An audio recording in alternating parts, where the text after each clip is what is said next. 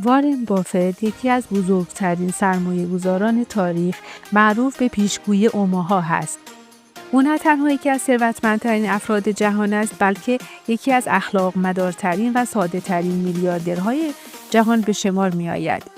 برخلاف بسیاری، او ثروت خود را نه با ارث، بلکه با روش‌های بسیار ساده اما اثرگذار به دست آورده. امروز در کافه بیو به زندگی و اصول او نگاه می‌کنیم تا یاد بگیریم چطور می‌توانیم مسیر موفقیت مالی خود را آغاز کنیم. عرض سلام و ادب خدمت شما عزیزان. در سال 1930 در شهر اوماها، وارن بافت در اوج رکود بزرگ آمریکا به دنیا آمد. دوران جنگ جهانی دوم بود و خانواده وارن بافت روزهای سختی را تجربه می‌کردند. هوارد بافت، پدر خانواده، شغل خود را از دست داده بود و مشکلات اقتصادی زندگی آنان را تحت تاثیر قرار داده بود.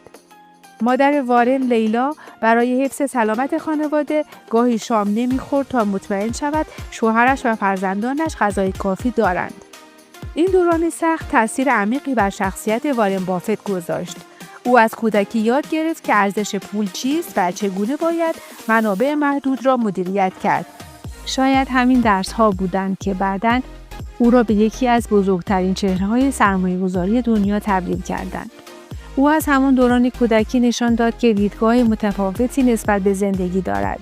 در سن 9 سالگی وارن به همراه دوستش راسل در پوش‌های بطری‌های نوشابه را از دستگاه‌های خودکار نوشیدنی در پمپ بنزین جمع‌آوری می‌کردند. این کار ساده برای آنها نوعی تحقیق در بازار بود، چرا که اهداف بیشتری نسبت به سرگرمی داشتند: تعیین برندهای محبوبتر و پرفروشتر. در سن 11 سالگی عشق و علاقه وارن به سهام‌های بازار سرمایه‌گذاری به طور جدی رشد کرد. او با شجاعت وارد بازار شد. 3 سهم از یک شرکت را برای خودش و 3 سهم هم برای خواهرش دوریس خریداری کرد. هر سهم به قیمت $38 بود، اما پس از مدتی کاهش قیمتی تا $27 پیدا کرد، ولی باز به $40 رسید. وارن سهام‌ها را فروخت و $5 سود کرد، اما به زودی فهمید که اگر صبر می‌کرد موفقیت بیشتری حاصل می‌شد، چون سهام به $200 صعود کرد. دوستان، من این ویدیوها رو با عشق برای ایجاد انگیزه در خلق زندگی بهتر آماده می‌کنم. لطفاً برای حمایت از کانال سابسکرایب نمایید و لایک و کامنت رو فراموش نکنید. در سن 12 سالگی وارن با اعتماد به نفس بی‌اندازه اعلام کرد که تا 30 سالگی به یک میلیونر تبدیل خواهد شد و به شوخی اضافه کرد که اگر این هدف محقق نشود از بلندترین ساختمان شهر اوماها خود را پرت خواهد کرد.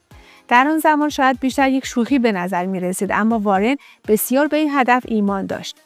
سال بعد در 13 سالگی وارن به عنوان پخش کننده روزنامه واشنگتن پست کار می کرد.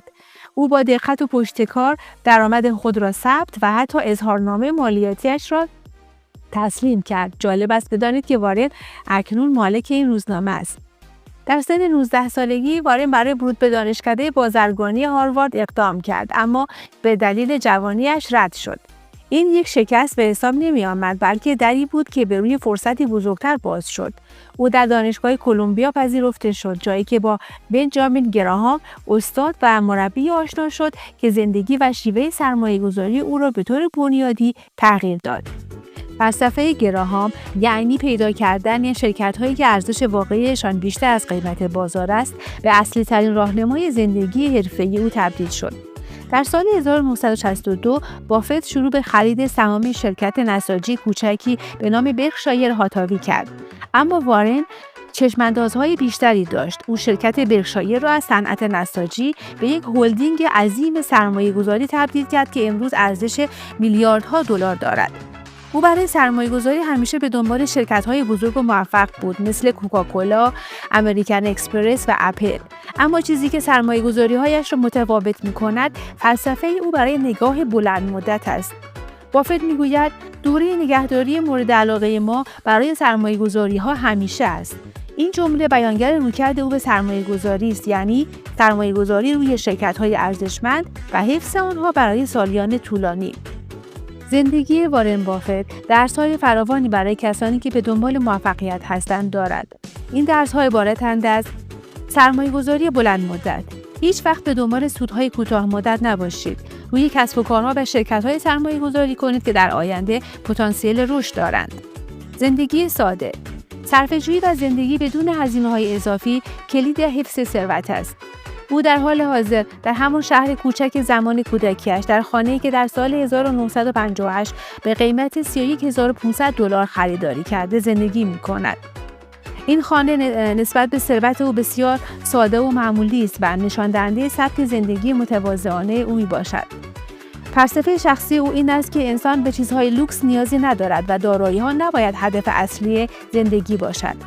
ارزش دانش، مطالعه و یادگیری مداوم سرمایه واقعی شماست. بافت روزانه صدها صفحه مطالعه می‌کند و تاکید دارد که دانش هم مثل پول با گذشت زمان رشد می‌کند. صداقت و شفافیت. با دیگران صادق باشید و اعتماد آنها را به دست آورید. این نه تنها اخلاقی است بلکه باعث موفقیت بلندمدت شما خواهد شد.